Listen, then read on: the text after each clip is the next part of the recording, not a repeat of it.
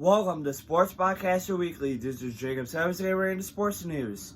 So I'm going to talk about college football scores from Saturday. Not NFL games yet since week one's still going on. That will be tomorrow's video.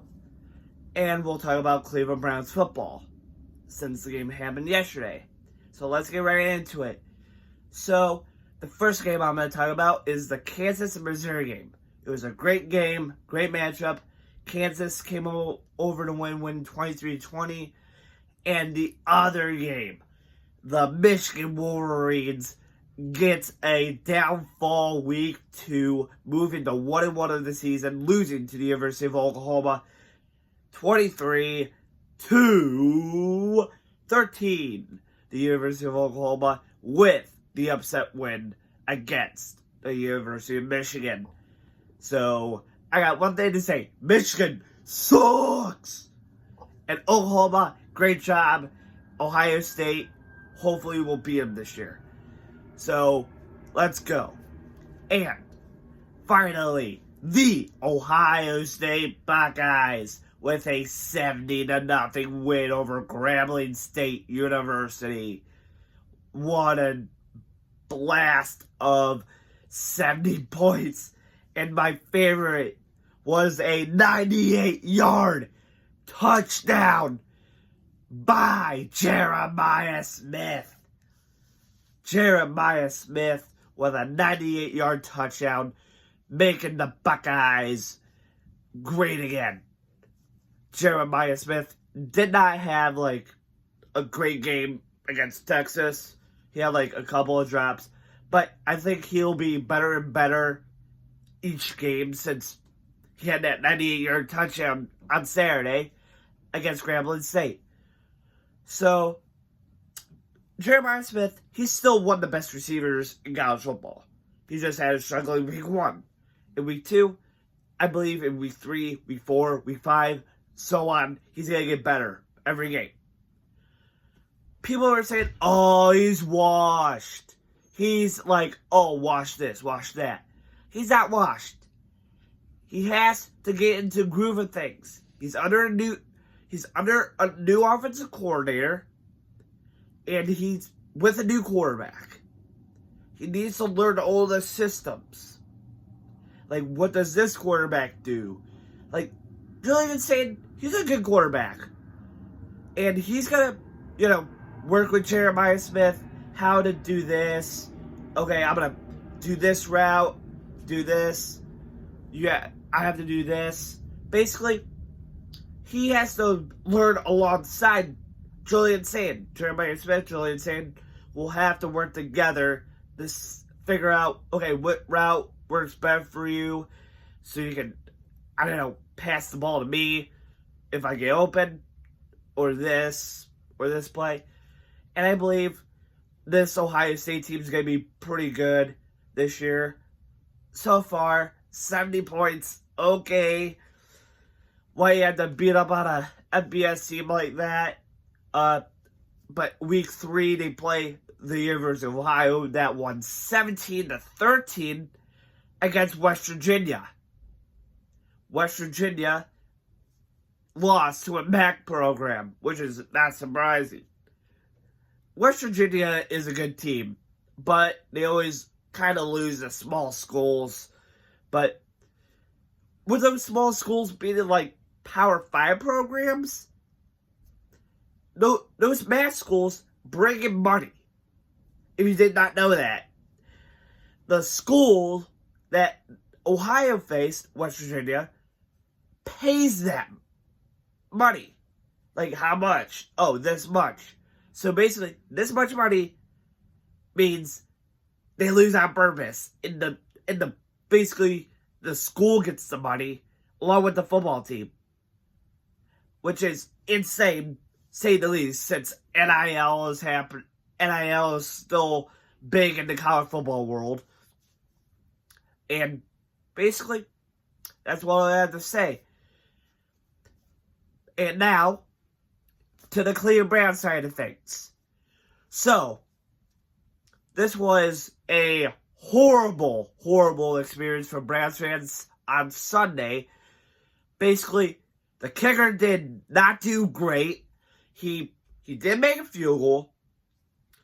He missed an extra.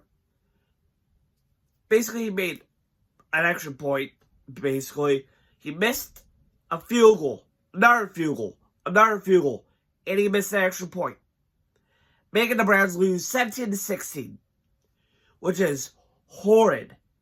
I'm surprised that Coach Stefanski didn't pull him aside saying, buddy, you're cut. But here's the absolute shocking truth. Basically, if the Browns defense is here and the Browns offense is here, our special teams is crashing down. Basically, our offense did decent, except for those 2 interceptions Joe Flacco threw. Our defense was phenomenal. Joe Burrow getting sacked 3 straight times in a row by Myles Garrett.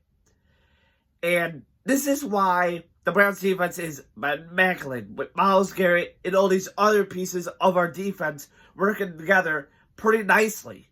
Our offense did pretty decent under our new offensive coordinator. Kevin Stefanski is still a good coach, and I believe our kicker should be cut. Should be out of a job, basically. I don't care if he played in the Spring Football League.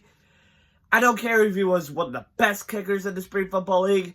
Man, this is the NFL. If you don't kick really good, you're cut. You're out. Bye-bye. Sayonara. This is why the Browns always fail. Because they don't have a great kicker. They basically don't have a good special teams player. This is why Corey Volquez is the only good special teams guy on our team. Our kicker sucks.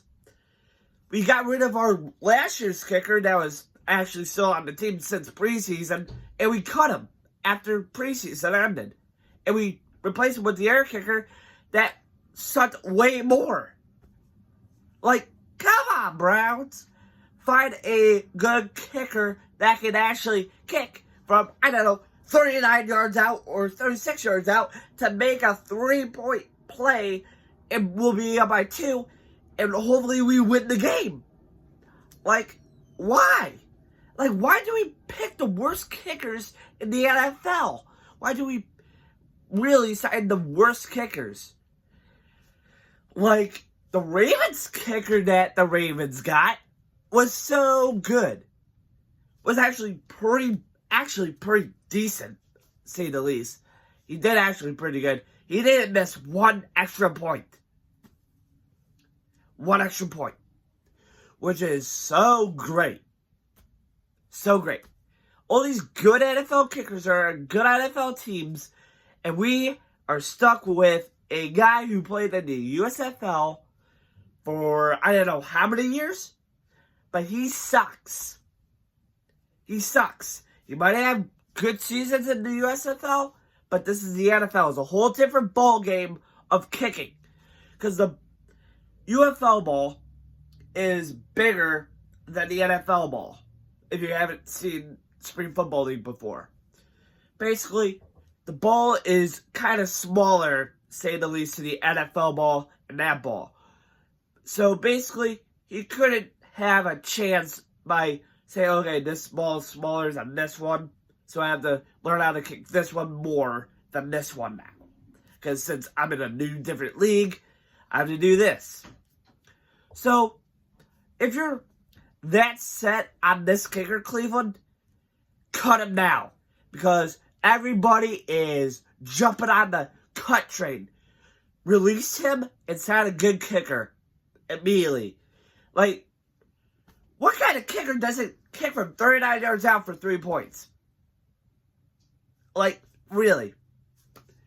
This was an embarrassing game by the Cleveland Browns organization, not knowing how to properly kick a football.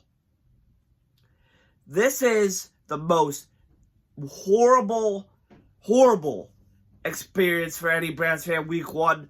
We almost had that game in the bag. There was 10 missed opportunities, by the way, because I was listening to the radio. 10 missed opportunities. But I'm gonna name a few just to make sure. We basically threw an interception. We stopped Cincinnati. Cincinnati punts. We drove all the way down the field. We're at their 12-yard line. Joe Flacco gets sacked. He had a chance probably to throw the football in the end zone because we were 12 yards out. And our kicker unit comes on. And he misses it. Another chance. We drive down the field. We miss it again. We threw an interception. We stopped the Bengals. We get the ball back. We drive down the field.